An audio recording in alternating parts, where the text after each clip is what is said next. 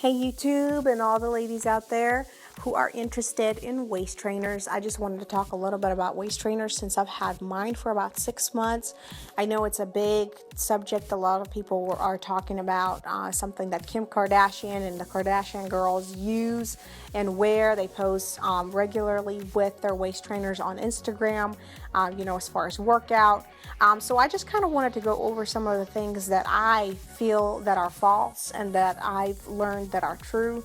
I had my waist trainer for about 6 months, and I don't wear it every day, but I just wanted to kind of tell you my experience, and hopefully that will answer some of the questions that you might have about them before you start or before you actually invest in one.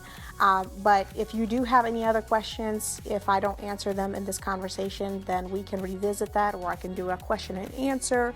So make sure you comment below and let me know what are some of your questions, some of your concerns, and if you've used a waist trainer, what some of the things that you didn't like about it, or what are the things that you did like about them.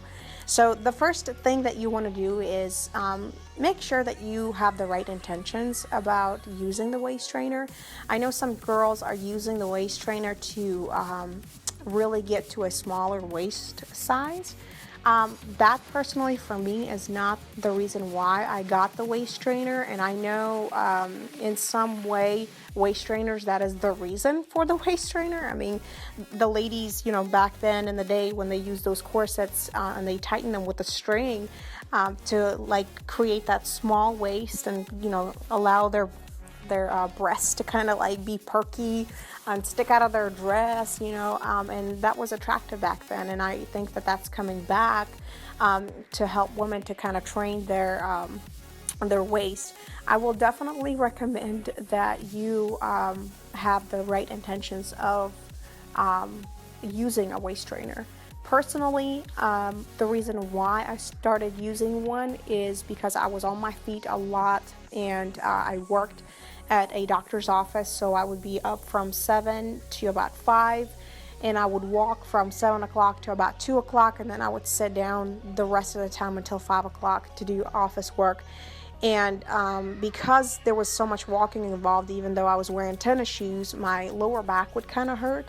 So when I started wearing the waist trainer, it actually helped my posture, and I didn't feel that lower back pain because I wasn't making a lot of that motion. So that really helped me, and that was one of the reasons that I bought it. Another thing is that I have lost a certain amount of weight, and I just wanted to kind of train my core and kind of help to keep everything in place. And whenever you do have a waist trainer in some way, whenever you do kind of press kind of like your gut, I guess a little bit like your belly against it, they say that you burn more fat, which in some ways it is true. But I would recommend that you get the proper size. My waist trainer was about $60, and that was on sale. So if you want to get a really good one, I would definitely recommend just kind of surfing through different companies. I think I found one on Instagram, and I went to their website, and it was like a sale that they had going on. And mine is like a royal blue color, and whenever you go onto the website, if it is a good website and a good company, they will definitely have a chart up, and it will show your weight and your height, and it will tell you what size you need to get for your weight and for your height. So ladies, that's not the time for you to lie about your weight. You don't have to say it out loud, and I know sometimes we're very conscious about our weight and how much or how we look. So sometimes we lie and we buy a size smaller.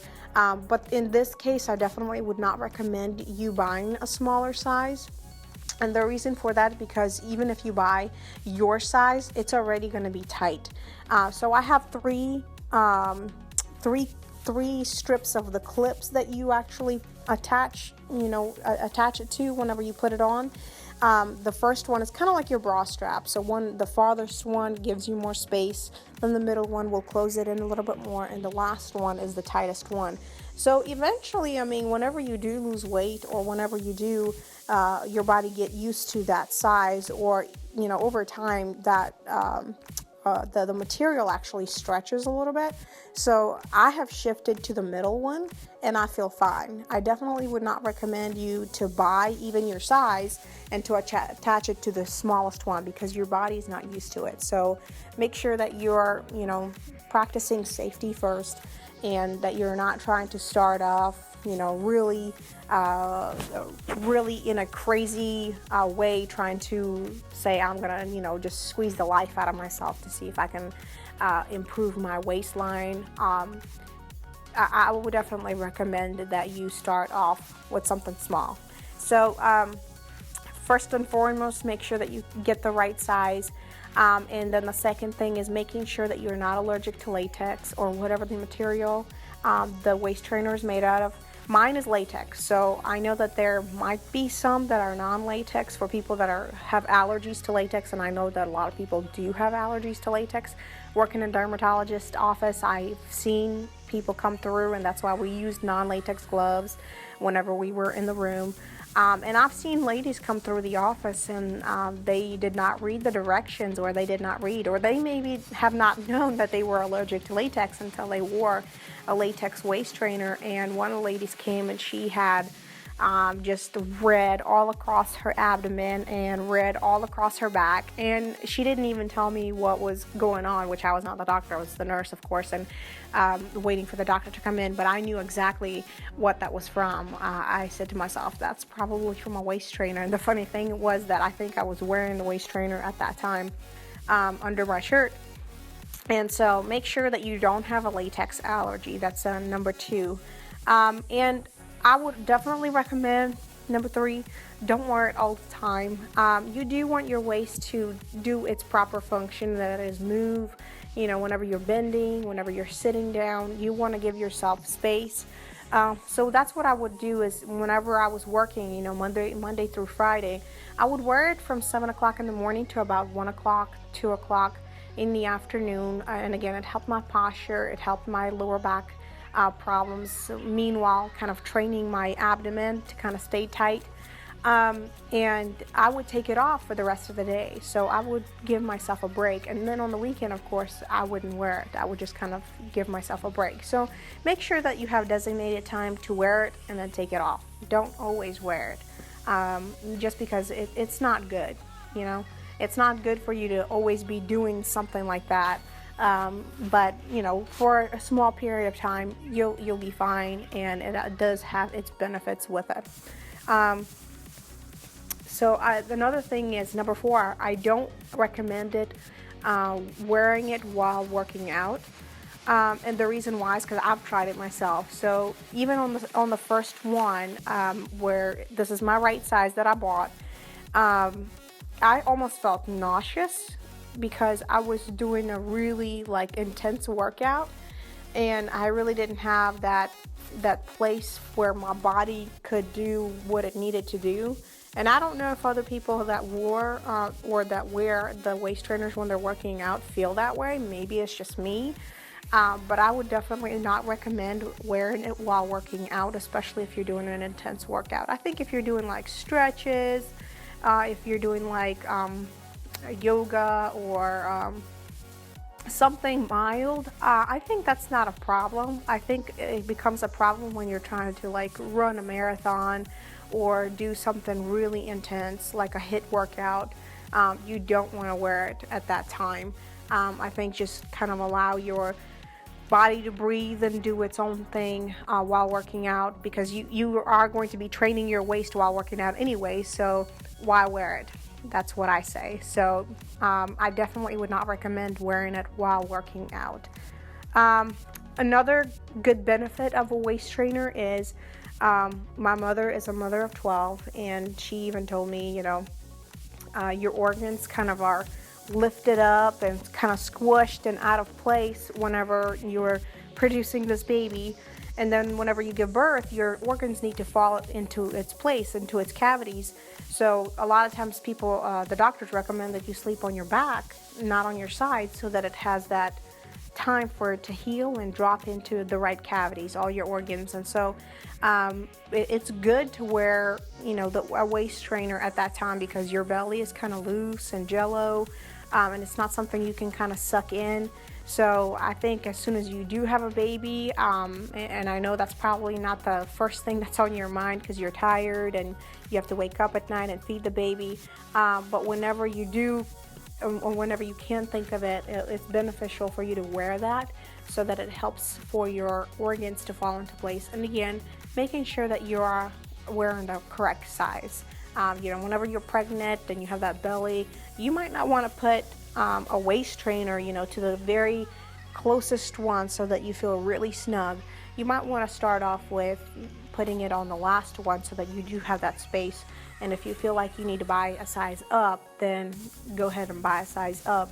And then you can just switch over to your normal waist trainer. So always practice safety first. So a lot of times I wear it when I'm walking, when I'm cleaning. I don't recommend wearing it if you're doing like an office job.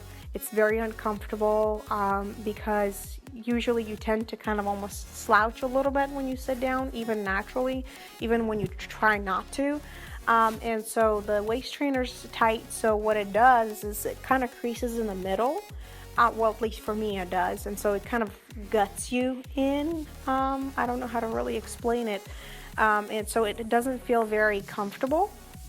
So I would definitely not recommend you to wear it while sitting down. So if you're doing like an office work job from like 8 to 5, and you're sitting down all day, I wouldn't recommend it. And whenever you get home, you can just wear it, throughout the night. Like from 5 to say 9, if you're cleaning up or cooking or doing laundry.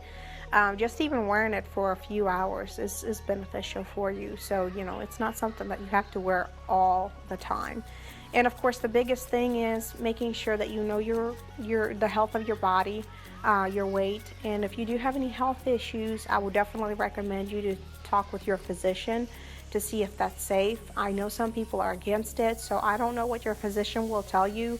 I know some trainers are against it, but I think in the right balance, it is a helpful product as long as you have the correct intentions of using it. So making sure that you do have the correct intentions, and if you do have any problems or issues, or if you are just nervous about it, I would definitely either call your physician or talk to them and see what they say before using it.